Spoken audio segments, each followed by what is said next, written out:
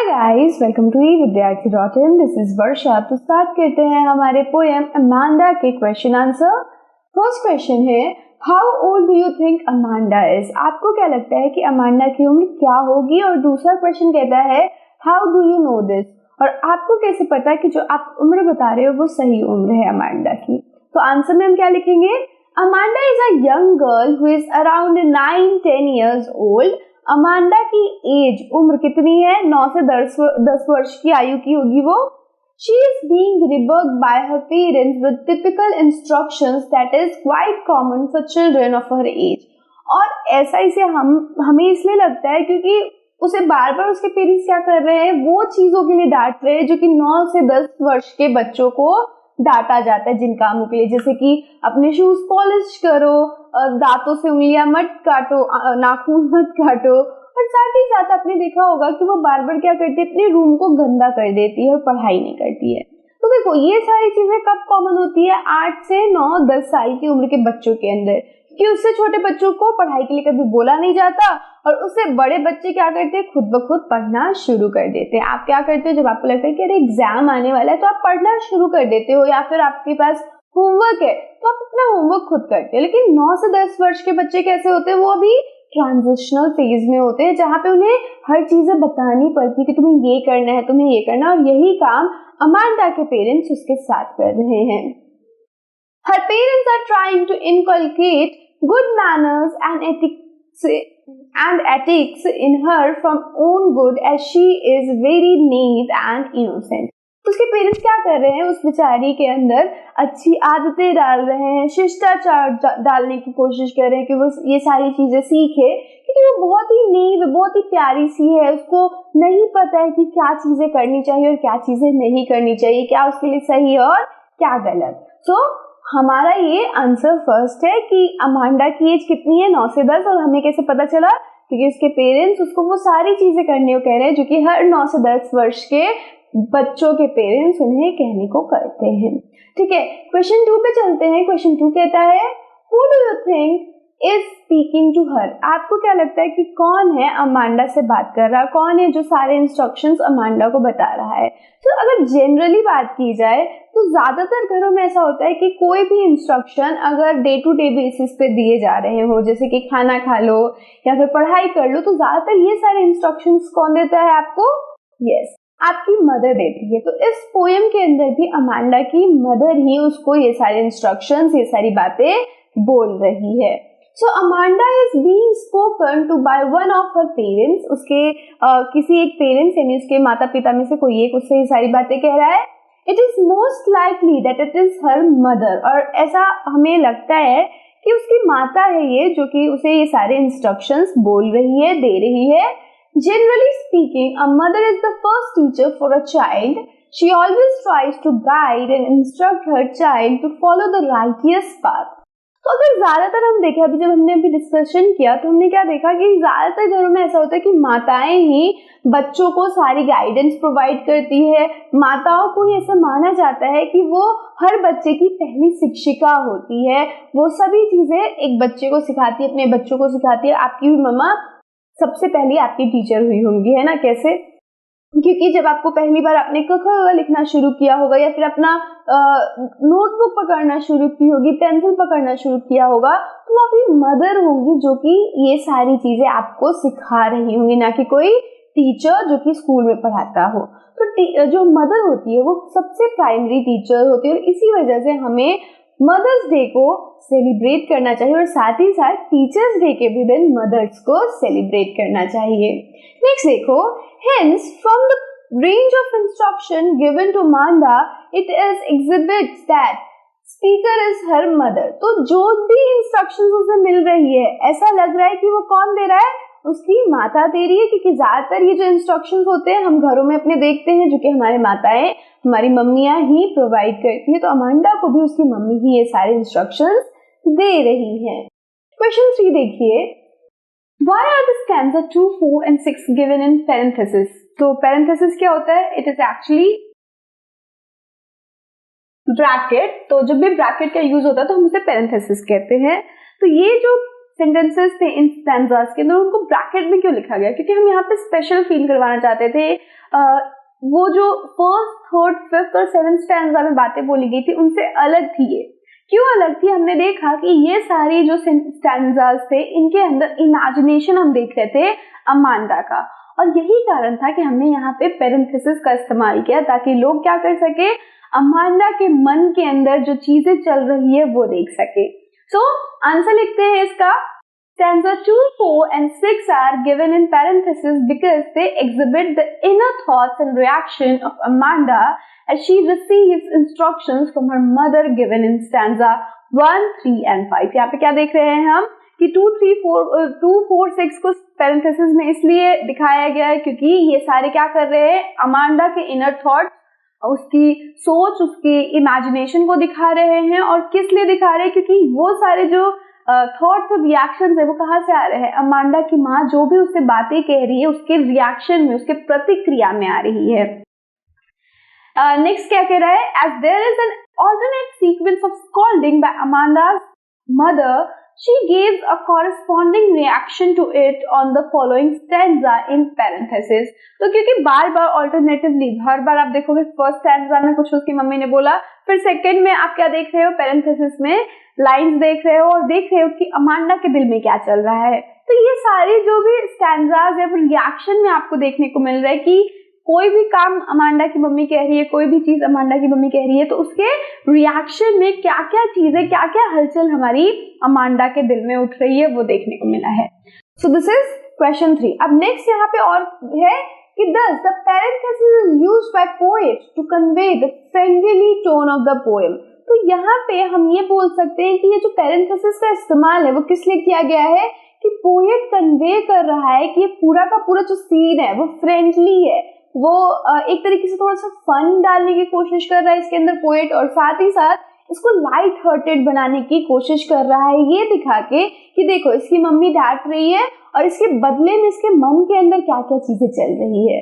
सो इस वजह से यहाँ पे पेरेंथेसिस का यूज किया गया है ताकि आपको ये पोएम पढ़ के आनंद भी आए और आप समझ भी पाओ कि एक बच्चे के अंदर जो कि डांट सुन रहा है वो क्या क्या चीजों को महसूस कर रहा होगा। नेक्स्ट है question 4।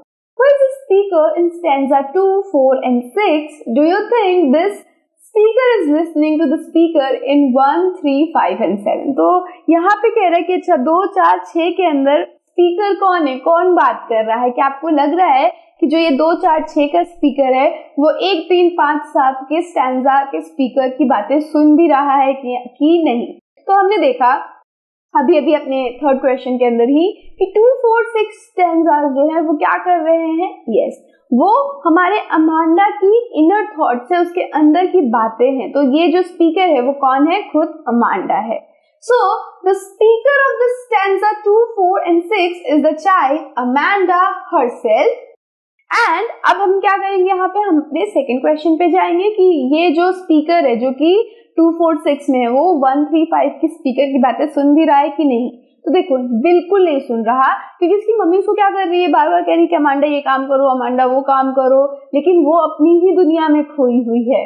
So no, she is not listening और paying heed to her mother's word in stanza 1, 3, 5 as she is lost in her own dream world। क्या कर रही है, वो अपने ही दुनिया में खोई हुई है, उसने अपनी एक अलग ही सपनों की दुनिया बना रखी है और इसी में वो खोई हुई है और वो अपनी माता की बात बिल्कुल नहीं सुन रही है। Her imagination let her escape from reality as she is lost in her own world। और उसकी जो इमेजिनेशन है, जो वो अपने अंदर दुनिया बना के रखी है, वो इस दुनिया से उसको क्या कर रही है, अलग कर रही है। वो उसी के अंदर खुश रहने की कोशिश कर रही है कि मैं कभी ये बन रही हूँ, कभी मर्मेड बन जा रही हूँ, तो कभी रपुंजल बन रही हूँ, तो कभी ऑर्फन बन जा रही हूँ। तो इस तरीके से हम क्या देख रहे हैं कि ये जो हमारी अमांडा है वो कुछ ज्यादा ही अपनी सपनों की दुनिया में खोई रहती है और अपनी मम्मा की बात नहीं मान रही है। So let's move forward to our question number 5।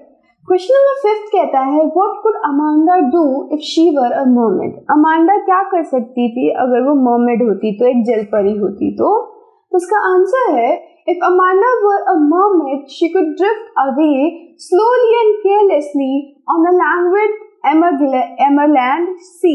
तो यहाँ पे हमारे जो अमांडा है इस पूरे पोएम की मेन कैरेक्टर, वो क्या करना चाहती थी, वो एक जल परी बनना चाहती थी। तो ये चाहती थी कि एक स्थिर से शांत से सी के अंदर, हरे रंग के समुद्र के अंदर वो क्या कर सके, बिना किसी होशो हवस के, बिना किसी केयर के वो आराम से तैर सके। She wished if she could be the sole inhabitant of green sea and would slowly move on it. She longed for a place where she can be all by herself and depend on anybody else for her happiness.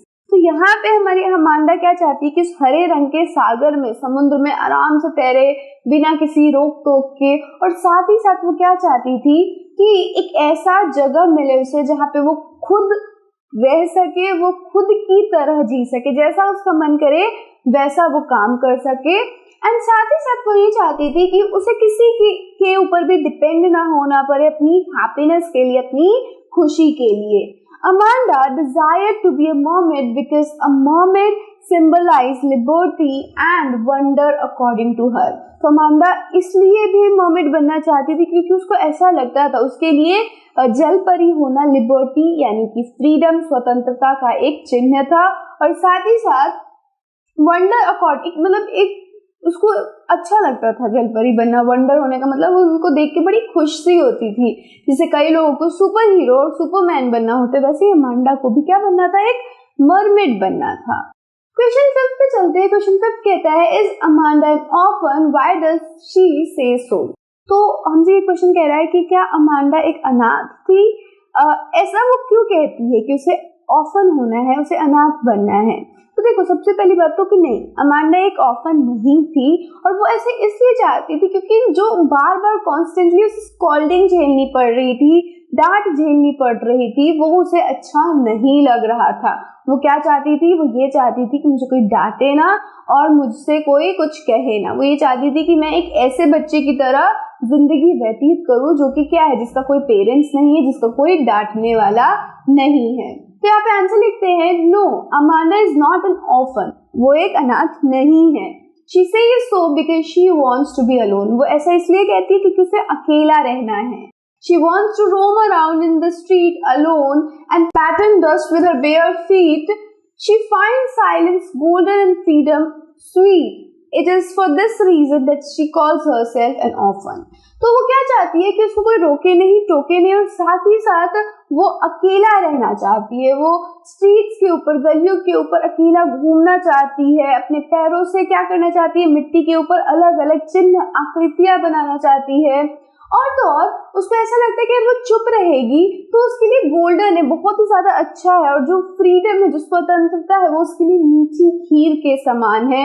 उसको स्वतंत्रता बहुत पसंद है, उसे ऐसा लगता है कि मैं चुप रहूं, मैं किसी से ना बोलूं और मुझे कोई कुछ ना बोले। तो ये चाहती है असल में, और यही रीजन था, यही कारण था कि हमारी अमांडा क्या चाहती थी कि वो एक ऑर्फन बने, और वो खुद को ऑर्फन सोचती है खुद के लिए कि मैं एक ऑर्फन हूँ जो क्या कर रहा है, स्ट्रीट के ऊपर घूम रहा है, गलियों पे घूम रहा है। So this is your question number 6। Next question चलते हैं क्वेश्चन 7 पे। Do you know the story of Rapunzel, why does she wants to be Rapunzel. तो आपको रपुंजल की स्टोरी पता है, वो रपुंजल क्यों बनना चाहती थी। तो रपुंजल की क्या स्टोरी है, रपुंजल एक प्रिंसेस होती है जो कि हाई टावर पे रहती है। साथ ही साथ उसको टावर में एक ईविल विच ने बंद कर रखा होता है, चुड़ैल ने बंद कर रखा होता है। अब क्या होगा कि वो अकेली रहती होती है, खुश होती है, और तो और वो क्या करती है, अपनी लाइफ से बहुत ही संतुष्ट होती है। उसके पास बहुत लंबे बाल होते हैं जिसके सहारे उसकी वो जो माता होती है, वो जिसकी ईविल विच होती है, क्योंकि हमारे रपुंजल को ईविल विच क्या कहती है कि मैं तुम्हारी मम्मी हूँ और मैं तुम्हारी इसीलिए देखभाल करती हूँ। तो क्योंकि वो टावर पे है हमारी रपुंजल, और उसकी जो ईविल मम्मी है ना, वो उस टावर से बाहर हमेशा बाहर जाया करती थी, और किसके सहारे, हमारे रपुंजल के बालों के सहारे। तो यहाँ पे आपके लिए वो स्टोरी दे रखी है हमने पूरी, ठीक है। और एक दिन क्या होता है, एक प्रिंस आता है उससे मिलने के लिए, और उसके बालों पे चढ़ के उससे मिलता है, और फिर क्या होता है, दोनों के दोनों अलग हो जाते हैं, क्योंकि हमारी वो जो ईविल विच है, जो बहुत ही ज्यादा बदमाश थी, जो चुड़ैल थी, वो क्या करती है, दोनों को सेपरेट कर देती है, अलग कर देती है, ठीक है। और बहुत दिनों बाद फिर वो दोनों मिल जाते हैं, रपुंजल और वो प्रिंस। तो इसी तरीके से जो हमारी अमांडा है, similarly Amanda wish to live her life like a Rapunzel on a high tower on her own. ठीक रपुंजल की तरह ही हमारी अमांडा भी एक बड़े से ऊंचे से टावर के ऊपर रहना चाहती है, मीनार के ऊपर रहना चाहती है, हर किसी से दूर, जहाँ पे कोई ना आ सके और ना जहाँ पे कोई जा सके। She yearns for freedom, peace and harmony. Due to this reason, Amanda wants to be like Rapunzel. और वो क्या चाहती है? वो स्वतंत्रता चाहती है, शांति चाहती है, और यही रीजन था कि हमारी जो अमांडा थी वो Rapunzel की तरह बनना चाहती है। और वो क्या कहती है कि मैं अपने बालों को कभी नीचे नहीं डालूंगी ताकि उसके ऊपर कोई चढ़ के मेरे तक पहुंच पाए। क्यों ऐसा कहती है? ताकि कोई उस तक ना पहुंच पाए, उसके ऊपर कोई रोक टोक ना लगा पाए। ठीक है। So however, she also states that since she doesn't want to be disturbed, she would never let her bright hair down for anyone to climb her. तो वो अब क्या कहती है, क्योंकि उसे किसी की भी दखल अंदाजी बर्दाश्त नहीं है, तो वो क्या कर रही है कि मैं अपने बालों को भी नीचे नहीं गिराऊंगी, कोई उसके ऊपर से चढ़ के मेरे तक पहुंच जाए और मेरी जो ये शांति है उसको भंग कर सके। She simply desire a happy and satisfied life with no disturbance from other. और उसका सबसे बड़ा उसकी जो इच्छा है, जो उसकी खुशी है, वो किसमें बसी हुई है कि वो किसी के द्वारा डिस्टर्ब ना हो, उसको कोई आके डिस्टर्ब ना करे, उसको कोई आके कुछ रोके नहीं, टोके नहीं, और वो अपनी जिंदगी जैसे चाहती है वैसे चला सके। तो ये उसकी अंदर की डिजायर थी, और यही कारण था कि वो ये चाहती थी कि वो भी एक रपुंजल की तरह जिंदगी को जिए एक बड़े से मीनार के ऊपर। क्वेश्चन 8 कह रहा है, what does the girl yearns from, what does this poem tell you about Amanda? तो ये जो हमारी अमांडा है वो किस चीज की इच्छा करती है, किस चीज की इसको आस है, ये पोएम से आपको अमांडा के बारे में क्या पता चला? तो the girl yearns for solitude and peace। हमारी जो अमांडा है वो एकांत चाहती है, सॉलिट्यूड चाहती है और शांति चाहती है। In all the things she dream of, she wants to stay alone. जितनी भी उसने ड्रीम्स देखी, सपने देखे, इमेजिनेशन बनाया, उसमें उसने क्या देखा कि वो अकेले रह रही है। If she were a mermaid, then she wanted to drift slowly on a calm sea where she could be the only inhabitant। और जब उसने बात करी, जब हमने देखा था कि वो सी के अंदर रह रही है, मर्मेड बन गई, जल परी बन गई है, वो क्या चाहती थी कि वो आराम से उस सी के अंदर, उस समुद्र के अंदर ड्रिफ्ट करे, तैरे, और तो और वो सी की इकलौती इनहिबिटेंट हो, इकलौता वासी हो वहां पे रहने वाला। तो वो किसी के साथ नहीं रहना चाहती, वो अकेला रहना चाहती है। She even goes on to imagine that she were an orphan।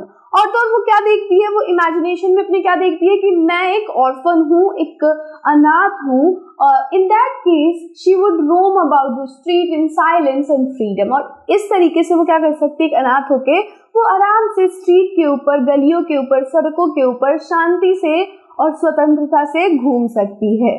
She also wishes to be Rapunzel, though she would not let her hair down for anybody to climb up। और तो वो क्या बनना चाहती है, रुपुंजल भी बनना चाहती है, लेकिन वो क्या कहती है कि जैसा रुपुंजल अपनी मम्मी के लिए हेयर को नीचे किया था, उसने मम्मी को चढ़ने के लिए हेयर के सहारे उसको चढ़ाती थी, मैं ऐसा बिल्कुल नहीं करूंगी, ना तो मैं प्रिंस को चढ़ाऊंगी अपने बालों के सहारे अपने टावर के ऊपर, और ना ही मम्मी को, मैं इकलौता वहां पे रहूंगी।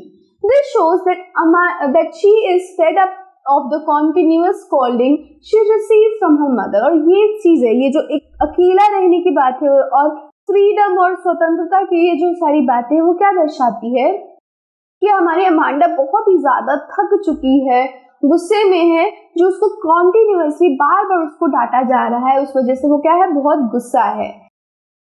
She wants to go away from her home to some place where she would not be constantly nagged and would be able to live peacefully। और वो एक ऐसी जगह पे जाना चाहती है जहाँ पे कोई उसे न डांटे, ना उसको कुछ कहे, और वो शांति से वहां पे, ऐसे स्थान पे जहाँ पे उसको कोई रोकने टोकने वाला ना हो, वो रह सके। बस उसकी इतनी ही इच्छा है।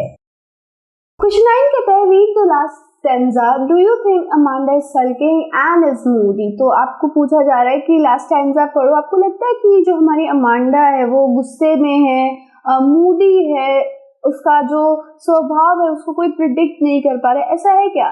देखो, एक तरीके से अगर हम कहें तो हमारी अमांडा गुस्से में तो नहीं है, बट हाँ, उसका जो बिहेवियर है वो चेंज हो रहा है, वो हर चीज, कोई नहीं बता सकता कि किस चीज को लेके वो किस तरीके से रिएक्ट करे, तो मूडी कह सकते, थोड़ी सी है वो। तो हम क्या करेंगे, इसी आंसर को लिखते हैं, it does not seem that she is sulking दो शी कुड बी मूडी। हमें नहीं लगता कि वो क्या कर रही है, सल्किंग है, नाराज है, वो थोड़ी सी मूडी लग रही है। She is completely lost in her thought and is not even listening to her mother. Her mother perceive her to be sulking as she does not react to her instruction at all. तो देखो हो क्या रहा है actual में, last stanza के अंदर उसकी मम्मी उसको कह रही है कि अरे तुम बहुत ज्यादा सल्किंग कर रही हो, यू आर मूडी, और लोग अगर मुझे देखेंगे तो ऐसा मानेंगे कि मैं तुम्हारे ऊपर कितनी ज्यादतियां कर रही हूँ, है ना। उसकी मम्मी ये सारी बातें कहती है। तो यहाँ पे हमसे क्वेश्चन यही कहा गया था कि वो क्या गुस्से में है, मूडी है। तो देखो मूडी तो है, बट सल्किंग नहीं कर रही है, गुस्से में नहीं है, वो तो अपने ही थॉट्स के अंदर खोई हुई है। और तो और वो जो भी उसकी मम्मी कह रही है उन सब चीजों के बारे में वो नहीं सोच रही, बल्कि उसके रिएक्शन को सोच रही है कि मम्मी उसे कुछ कहती है तो वो क्या करती है, खुद को मर्मेड सोच लेती है। अगर मम्मी उसको कहती है कि अच्छा अपना होमवर्क कर लो, तो वो क्या कर रही है, हाँ ऑर्फन समझ लेती है। तो इसी तरीके से हम कह सकते हैं कि वो उसकी सिर्फ रिएक्शंस को, सिर्फ वो उसकी इंस्ट्रक्शन को लेकर वो रिएक्ट नहीं कर रही है, और यही कारण है कि अमांडा हमें मूडी लग रही है। As Amanda does not listen to her, she concludes that she is very moody and continues to nag her. तो इसी वजह से, क्योंकि हमारी अमांडा उनकी बातें नहीं सुन रही, उनकी बातों पे कोई उसका सामने से प्रतिक्रिया नहीं आ रहा है, वो उठ के वो काम तुरंत नहीं कर रही है, इस वजह से हमारी मदर को क्या लगता है अमांडा की कि ये मेरी बातें नहीं सुन रही है, ये मूडी हो गई है, इसको मुझे और ज्यादा क्या करना पड़ेगा, बातें बोलनी पड़ेगी, इसको बार बार मुझे समझाना पड़ेगा। और यही कारण है ये जो उसका बार बार हमारी माता जो करती है ना कि जल्दी करो, इस वजह से हम भी थोड़ा सा ज्यादा नहीं करेंगे, है ना, ऐसा होता है। तो ये भी हमारी अमांडा के साथ हो रहा है। So this is our question number 9 and this is the last question of this poem. So this is all about this video and this poem. I hope आपको मजा आया होगा इस पोएम को पढ़ के। आप लोगों में से बहुत लोगों ने ये सारी चीजें अपनी लाइफ में कभी ना कभी झेली होगी, मैंने भी झेली है, एंड हम सभी उस चीज से बाहर आ गए हैं। तो हमें पता है कि कैसा लगता है, और कहीं ना कहीं हमारे पेरेंट्स सही भी होते हैं। तो आई होप अमांडा को भी ये समझ में आ जाए। So I would see you in the next video. Till then, stay safe and keep learning with us. Bye-bye.